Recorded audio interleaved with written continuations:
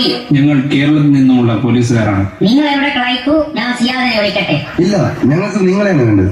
നിങ്ങൾ റിയാസിനെ കല്യാണത്തിന് വന്ന ആൾക്കാരല്ലേ? അല്ല, ഞങ്ങൾ ഒരു കേസ് അന്വേഷണത്തിന്റെ ഭാഗമായി വന്നവരാണ്. കേസാ?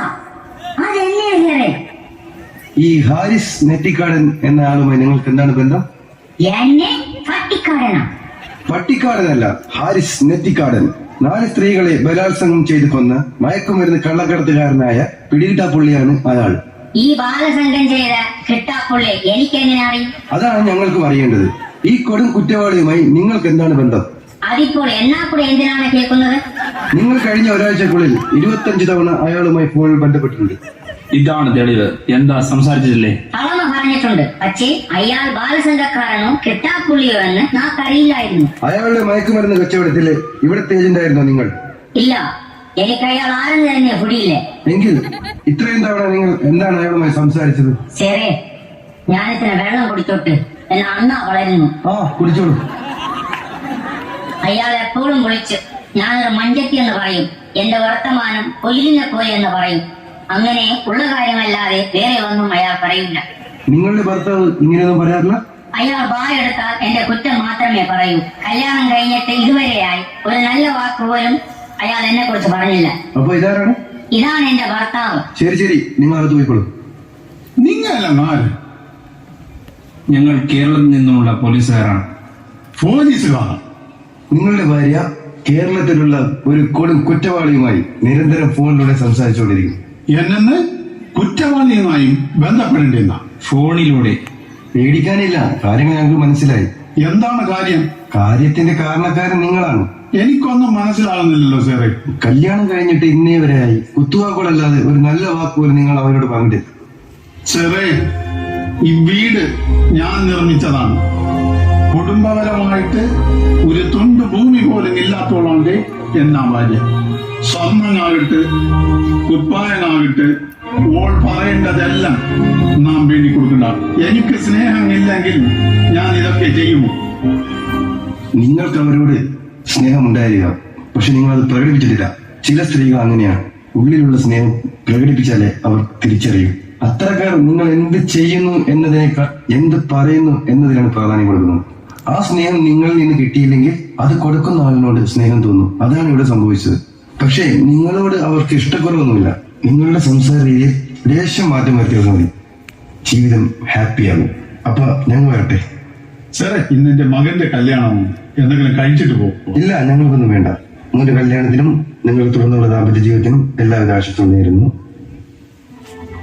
ബലിയവി, നാം പറഞ്ഞ ഫലമെല്ലാം നിന്നെ ബറാബർ സങ്കടപ്പെടുത്തിയെന്ന് നാക്കിപ്പോ മനസ്സിലായി.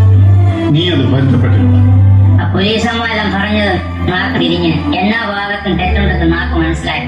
നാക്കും കുടുംബത്തും വേണ്ടി പാടുപെടേണ്ട നിങ്ങള് സ്നേഹം കാണാതെ എന്നും കണ്ണൊക്കെ കാണാത്ത ഒരാളെ കൂടെ സ്നേഹം തോന്നിയ എന്നാ തെറ്റത്?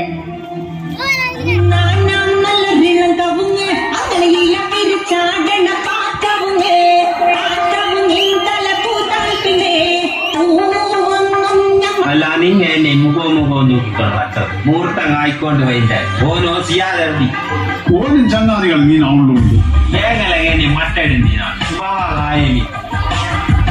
തുടങ്ങിയതാണ് പമ്പക്കോ നിലമ്പലാക്ക് പോകും നിരങ്ങണ്ടോ മാറ്റി. നിങ്ങളെന്താ വായിങ്ങനെ അപ്പഞ്ചിരി ഓരോ നിരങ്ങണ്ടോ നിങ്ങൾക്ക് കുടിയുണ്ട്. നീര് കളയാനും കൂടി വന്ന് നേരത്തെ റെഡിയാക്കൊണ്ടാണ്. മിറ്റത്തെ അച്ചോക്കല കർമ്മത്തെ കുറിച്ച് ഇല്ല, ഞാൻ നോക്കട്ടെ. അല്ല, സിയാതെ വേഗം ചുമഞ്ഞൂട് മുഹൂർത്തം ആയിക്കോട്ട് വേണ്ട.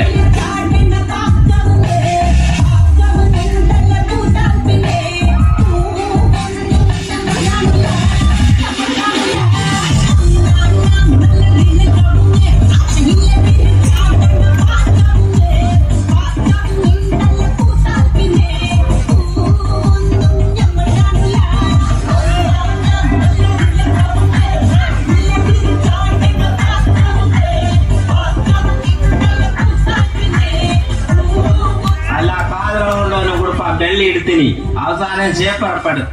അതിനാകട്ടെ.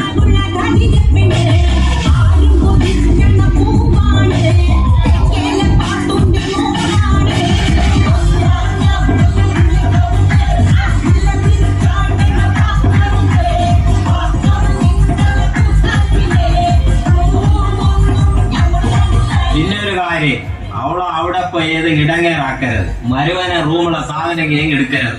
താനും അങ്ങേ വൈൻഡത് ഏതെങ്കിലും ഇടങ്ങേറാക്കിയത് അറിഞ്ഞാൽ എന്നാ വായിണ്ടും കിട്ടും. തോണികളെ കൂടെ ചൊല്ലേതാണ്ട് ഇങ്ങനെ തിരിഞ്ഞിരിയാണ്.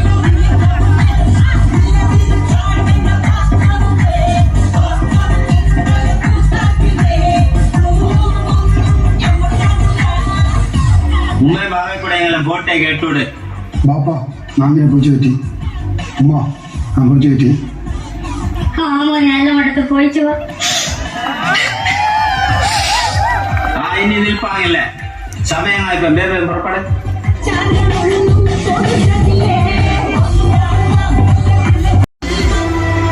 ബേബി നമ്മ കുഞ്ഞിക്കൊരു ജീവിതം ആയിക്ക. ഇനിയുള്ള കാലം നിക്ക് നാനും നാക്ക് നീ. ബാ അവരുടെ വളർത്ത